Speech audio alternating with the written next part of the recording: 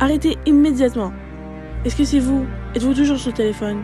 Vous voulez passer de surutilisation à contrôle total? Eh bien, regardez jusqu'à la fin. La première chose à considérer par rapport à la surutilisation du téléphone, c'est les effets sur les yeux. Donc premièrement, comment l'œil fonctionne? L'œil est composé de la cornée, la pupille, l'iris, le cristallin et la rétine. Les 4 premiers contrôlent le taux de lumière qui part dans l'œil. La rétine est un mur qui est couvert de plusieurs de millions de photorécepteurs qui reçoivent la lumière et les transforment en signaux électriques. Ces signaux électriques passent à travers le nerf optique puis le cerveau, et là-bas dans le cerveau, l'image va être faite. Donc il y a 2 types de photorécepteurs, les cônes qui s'occupent de la vision centrale et les couleurs, et les bâtonnets qui s'occupent de la vision scoptique et la faible luminosité. Donc, que peut-on faire avec cette information-là? On peut savoir c'est quoi les effets de la surutilisation du téléphone sur les yeux. Évidemment, quand on regarde un écran, on focus nos 2 yeux sur l'écran.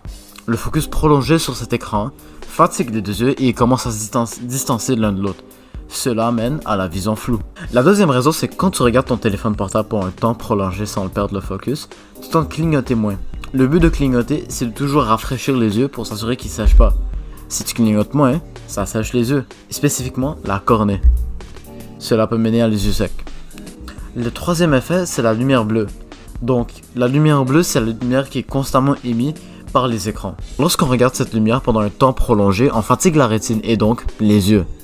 Le plus de lumière dans tes yeux, le plus que c'est utilisé, et donc le plus que c'est fatigué. Cela peut mener à d'autres problèmes comme des troubles de sommeil, car si tu regardes ton téléphone juste avant de dormir, tes yeux vont être encore en utilisation et tu vas pas vouloir dormir. Donc en résumé, les 3 effets principaux de la surutilisation du téléphone sur les yeux, c'est les yeux secs, la vision floue et la fatigue musculaire des yeux. Le deuxième point à considérer par rapport à la surutilisation du téléphone, c'est les effets sur les hormones et le stress. L'exposition à la lumière bleue avant de dormir peut diminuer la production de mélatonine. La mélatonine est l'hormone qui est responsable de la régulation du sommeil. Plus d'écran bleu, moins de mélatonine. Donc cela peut causer des problèmes comme l'insomnie, troubles de sommeil comme l'insomnie et l'insomnie quoi. Les notifications de téléphone et les interactions sur les réseaux sociaux peuvent stimuler la libération de dopamine, l'hormone de la récompense. Cela peut créer une dépendance. L'utilisateur ressent le besoin constant de vérifier son téléphone et son stress et l'anxiété augmentent lorsqu'il est éloigné de son appareil. Donc, ceci est cortisol et l'hormone du stress. Les interactions sur les réseaux sociaux, surtout celles négatives, entre gens négatifs, peut augmenter l'hormone du stress, le cortisol. Donc, évitez les médias et la surutilisation du téléphone. Ciao!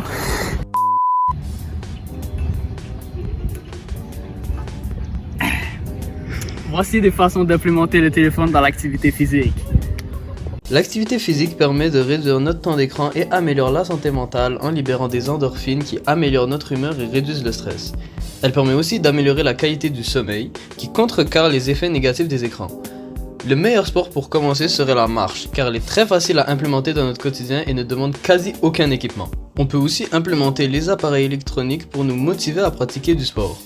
Voici 2 applications parfaites pour cela. Evidation vous permet de recevoir des points de différentes façons comme traquer votre temps de sommeil ou vos temps de méditation, mais aussi ce que vous mangez pendant la journée ou quel exercice vous faites. Échangez ensuite ces points contre de l'argent ou des cartes cadeaux. Pikmin Bloom est un jeu où vous récoltez des petits bonhommes qui iront chercher des graines pour vous afin que vous puissiez faire fleurir votre quartier sur votre chemin.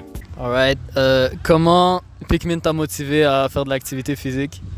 Dans Pikmin, tu peux débloquer des petits costumes et je trouve ça vraiment cute. C'est pour ça, c'est la seule raison pourquoi je sors dehors, juste pour collecter les costumes. Ok, et est-ce que tu conseillerais cette application à quelqu'un qui essaie de sortir plus et faire de l'activité physique?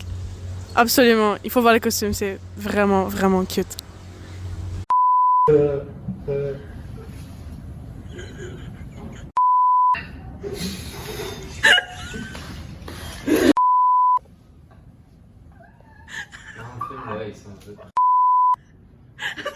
Non, on va se regarder.